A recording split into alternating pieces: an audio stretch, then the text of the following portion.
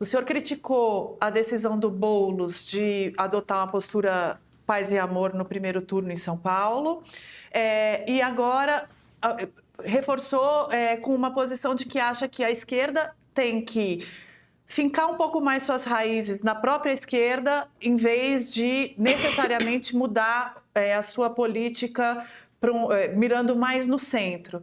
E, ao mesmo tempo, admitiu que é impossível um governo de esquerda pura no Brasil, pelo menos até aqui tem sido.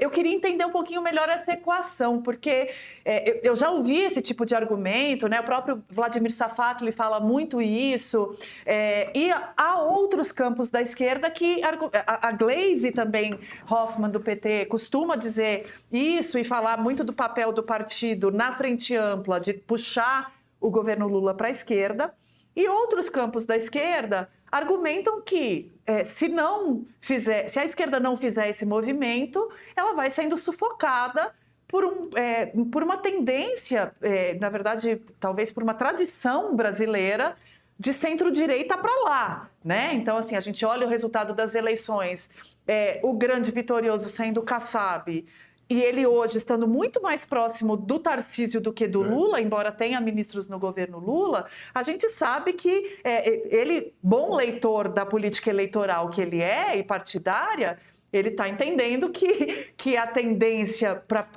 os próximos ciclos eleitorais é essa, é de centro-direita para lá. Eu queria entender um pouquinho melhor essa tua posição, inclusive tendo esse contexto de que centro-direita para lá, com uma extrema-direita que se fortaleça, puxar todo o espectro ideológico mais para o campo de lá, mais para o extremismo de lá do que para o centro. Queria entender um pouquinho melhor isso. Não, obrigado, Flávio, você tem toda a razão. Eu não estou em cima do muro, mas eu estou na corda bamba, não é isso? Na minha posição. Mas talvez estar na corda bamba seja a única posição possível no Brasil, não é? Dada a complexidade. Mas vamos lá. A gente já nasce na corda bamba aqui, né, professor?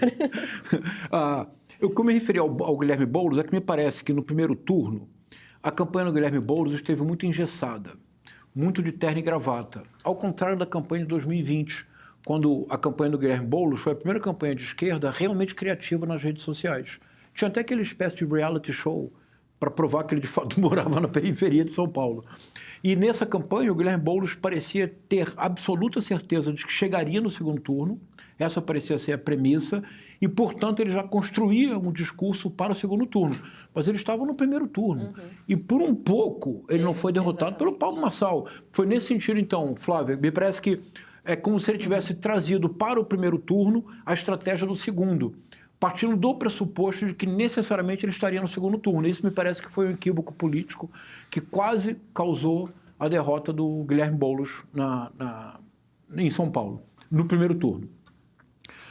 Em relação ao conflito democrático e institucional, me parece, eu vou pensar em voz alta com vocês, me parece que há uma enorme qualidade do presidente Lula que talvez não tenha mais a mesma força no cenário contemporâneo.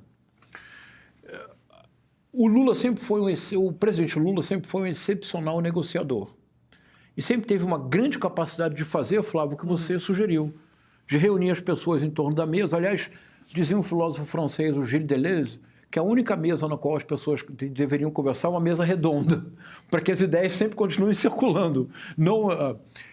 E o Lula sempre teve essa capacidade de transformar qualquer ambiente numa grande mesa redonda, de reunir as pessoas, desde do sindicalismo. E nos dois primeiros governos do Lula, ele realizou conciliações propriamente macunaímicas. Nem o macunaíma do Mário de Andrade seria capaz de fazer as conciliações do Lula. Esse período acabou no Brasil. Nós não vivemos mais aquela mesma situação. É por isso que eu estou propondo que talvez hoje tenha chegado a hora do conflito institucional e democrático. Isso é bem importante ressaltar, porque eu parto da maneira bastante objetiva da ideia de que não há condições para o Brasil ter um governo de esquerda hoje. Pense na Câmara, pense no Senado. Isso é uma coisa objetiva, porque, curiosamente, o eleitorado brasileiro, talvez por um certo sebastianismo renitente, o eleitorado brasileiro, nos cargos majoritários, é bastante ousado. Olha, entre 1945 e 1964, o partido com maior êxito eleitoral foi o Partido Trabalhista Brasileiro. O João Goulart foi eleito vice-presidente 2 vezes. Quando, depois da ditadura militar, quando voltou a haver eleições, o MDB deu surras homéricas na arena. A ditadura militar mudou o coeficiente eleitoral pelas derrotas seguidas que o MDB impunha à arena. Nas 6 eleições de 89 até 2022, o eleitorado brasileiro é muito consistentemente progressista. Está lá, votou no Collor, está ótimo. Votou no Fernando Henrique Cardoso, que é um candidato social-democrata. Era um equívoco chamado de direita lá atrás. Direita é esse pessoal que está aí agora. Ele não era de esquerda, mas era um social-democrata. Depois votou 4 vezes no PT. Bolsonaro, PT de novo. Então, nas eleições majoritárias, o povo brasileiro tem uma tendência a arriscar. Agora, nas eleições legislativas é um desastre. As últimas 2 legislaturas, a legislatura de 2018 e a de 2022, são absolutamente lamentáveis do ponto de vista do retrocesso, do conservadorismo. Nesse ambiente, eu creio, Flávia, que a solução, o que eu chamo de conflito institucional e democrático, é colocar na mesa, em diálogo, a proposta. É esta. E dizer, para isso, o que nós precisamos, nós vamos propor para o Congresso, nós vamos propor que haja taxação de dividendos, que haja taxação das grandes fortunas, que haja essa modificação de uma reforma tributária real. Se o Congresso decidir votar contra, o ônus é do Congresso. Essa ideia de que o governo apenas deve apresentar propostas que serão aprovadas me parece que é um enorme equívoco político. Você tem que apresentar as propostas do governo. Se a Câmara derrotar, então que fique claro para todos que o ônus é da Câmara. Se você propõe algo que é positivo e importante para o povo, para a nação, para um projeto de nação. Por exemplo, a Câmara votou de imediato, num piscar de olhos, a redução de benefícios sociais. A Câmara postergou para depois do recesso toda a quebra de privilégios, entre elas questionamento dos supersalários do judiciário. Percebe, Flávia? Então, é preciso que a esquerda assuma o bom combate. Agora, desde sempre, dentro de parâmetros democráticos e institucionais. Mas, professor, essa responsabilização é difícil, né? A gente falou sobre isso ontem aqui também com a Lara Mesquita, que estava com a gente.